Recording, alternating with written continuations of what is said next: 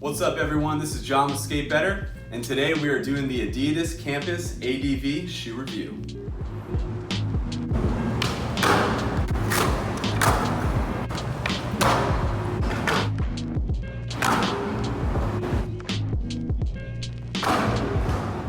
So why did I decide to pick up this shoe? Well, I've seen a lot of skaters skating it in videos, and it looked kind of just like a chill, comfortable shoe that you could also skate in, so I was really curious. The other reality is I wanted to save $1, and I saw this shoe on sale at Daddy's Board Shop for like $45. I have to say, this shoe definitely impressed me more than I thought it would. So let's get into it. Start with the size of this shoe. I took my normal size, which is an 8.5, and it fit pretty darn perfect, so I would say just get whatever size that you normally get in a shoe and you should be good to go.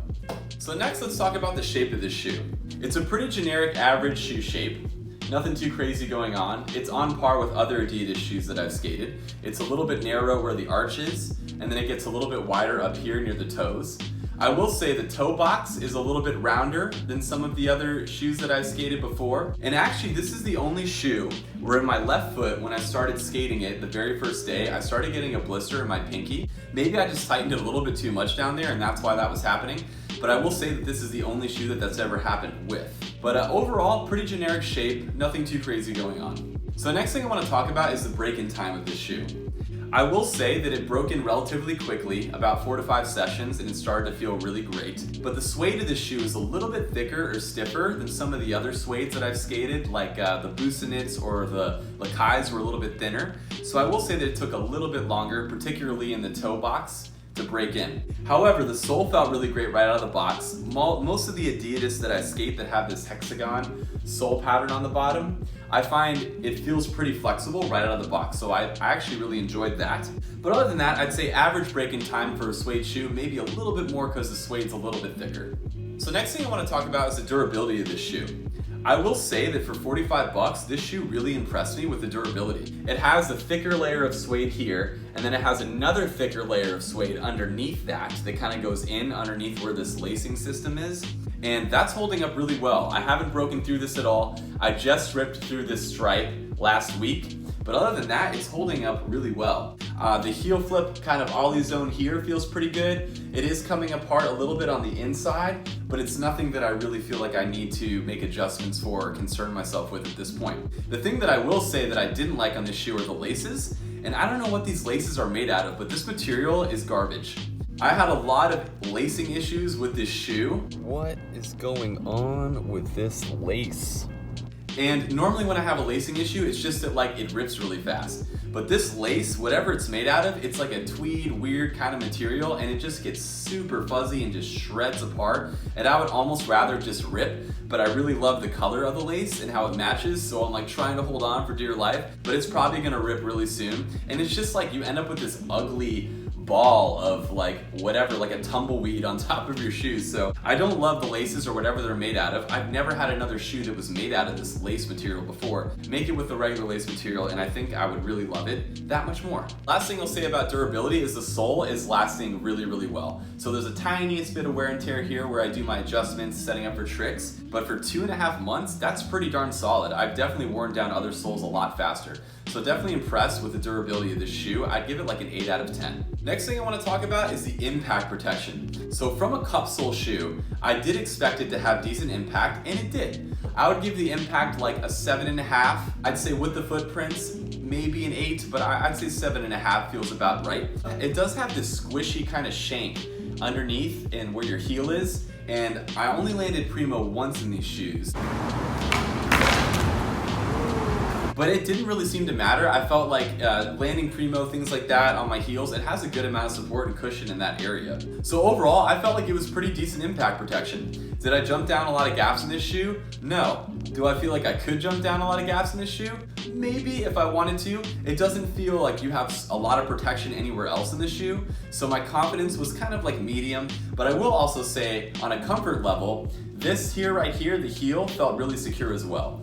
So just the general shape of the heel, I love how a lot of skate shoes, especially Adidas, does this where it's angled forward. I'm sure you can see that.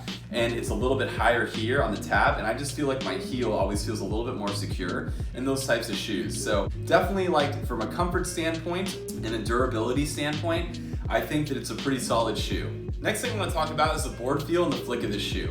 So not too much to discuss there. I would say the board feel is probably around 6.5, maybe a 7. It is a cup sole, so I didn't expect it to be that crazy. The flick, I didn't love at first. Once I got used to it, it did get a little bit better. I felt like I just had to extend my leg a little bit more, put a little more oomph into it.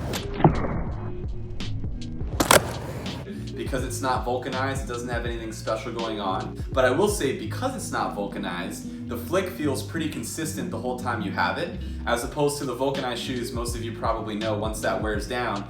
It usually feels better, but it's a little bit different of a feeling. So consistent flick, but I would still give the flick around a 7 either, nothing too crazy or special there. Last thing I want to talk about are general pros and cons of this shoe. So I'm going to use the other shoe so you can kind of see a little bit cleaner. But the lacing system, I would say that's a total pro. The fact that you can really actually get this piece down here by your toe really tight if you want to is a pro for me, because I don't experience a lot of shoes where you can do that. And I do like how you can kind of get this custom tightness going all the way up, where with most shoes I feel like if it just kind of just genuinely tightens and that's it. But here you can kind of have it like tight, a little bit more open, tight if you need to. And I just felt like that was really nice. It really did make it feel like it was customizable from a tightness perspective, a lot more than other shoes. The next thing I want to point out is the padding in the tongue. I was not expecting that. This looks like it's going to be a really thin, kind of flimsy tongue, and there actually is padding right here underneath, and then it gets even more padded as your foot goes in, so huge surprise and delight there. I would say that personal preference, I could use even a little bit more padding in the tongue for my shoes. It does also have an elastic on the inside that keeps the tongue from completely moving to the side, which is also nice. So a few little bells and whistles, but nothing super special really happening with this shoe. But I would say that's a general pro. Biggest con, once again, was just the laces. I did not love the material they were made out of. They're also really long and they got torn to shreds. But if you fix that, I think I would like the shoe and enjoy it a lot more. So let's get down to the real question. Would I buy this shoe again? I'm gonna have to say I wouldn't, and the reason that I wouldn't is because I don't feel like this shoe specializes in any particular thing. I feel like it's a generic all-around great skate shoe. Overall, I'd probably give it like a 7.5 on a scale of 1 to 10, but it's not particularly good in the flick area or board feel for tech tricks. It's not particularly cushioned anywhere or all around to feel really supported for impact or bigger gap tricks. So I think it's just a general all-around shoe. If I needed a shoe that I wanted to look nice and travel in and maybe get like a skate session in some of my trips or vacations, this would be a great shoe for that. Or if I wanted a shoe that I didn't skate a lot in, it wasn't gonna destroy that much, and also had to wear around, I would maybe also pick up this shoe. I think if you could get this for under 50 bucks, it is a sweet deal and it's worth the money. However, I would rather spend it if I had to buy another shoe that I was gonna skate again or something like that.